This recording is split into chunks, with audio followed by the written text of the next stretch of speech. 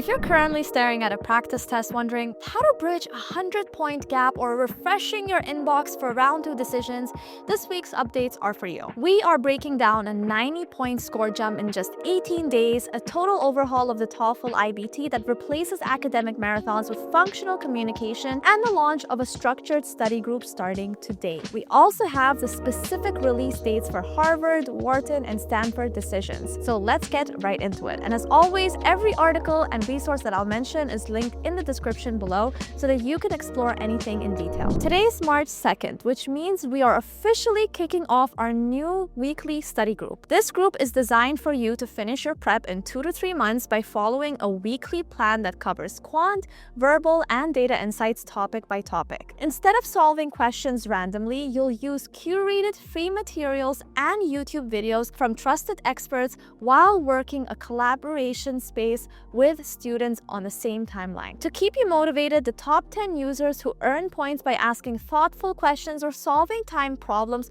will receive weekly access to GMAT Club tests and the forum quiz. If you sign up today, March 2nd, you will receive 2 weeks of free forum quiz access to get you started. GMAT Ninja is back with a live verbal series on our YouTube channel every Friday at 11 a.m. ET. The series focuses on tackling concepts and question types in the verbal section, specifically targeting the errors that keep scores from moving up. The schedule is already live. They covered finding primary purpose on February 27, and the next session on March 6 will cover how to read for point of view. The calendar also includes deep dives into inferences, author functions, and those tricky RC questions coming up in April. So if you find yourself getting lost in the blobs of facts within RC passages, these live sessions are exactly where you need to be. A common question for self-studiers is what is actually tested on the GMAT and what you should spend your time on. While GMAT doesn't publish a full list, we have analyzed official questions to create the most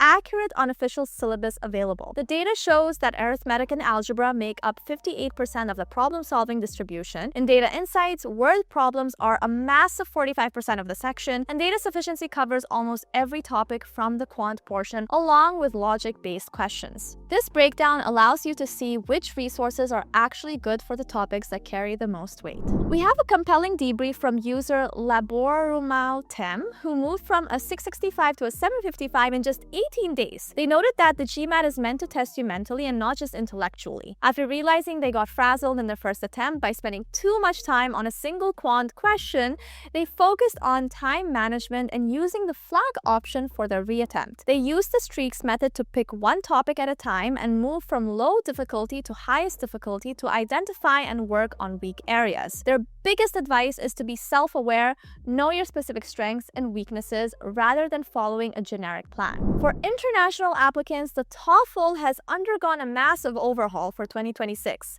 The test is now much shorter at roughly 90 minutes, but it has moved to a multi-stage adaptive format where the difficulty scales based on your performance. The reading section now includes a complete the words task where you fill in missing letters in a paragraph, which is a major hurdle for active vocabulary. Perhaps the most difficult change is the virtual interview, where you answer questions from an AI interviewer with zero preparation time. The official guide samples feel light compared to the real pressure of the exam. You need to train for spontaneous fluency because every tiny grammar error now carries more weight. User A Pram shared their journey of joining the XLRI PGDM 1-year course after a long preparation road. They left their job in May 2025 thinking that they could finish prep in 2 months, but reality hit hard after their first official mock. They found that the game of aptitude is an experiment very personal to the individual, where repetition and consistency are key. By using the streaks method to focus on accuracy and attending live sessions for data insights, they were able to refine their approach and deal with the mental exhaustion of the process. If you are finding these weekly updates helpful, make sure to like the video and subscribe to the channel. We cover real GMAT and MBA developments every week. For those waiting on round 2 results, the waiting period is almost over.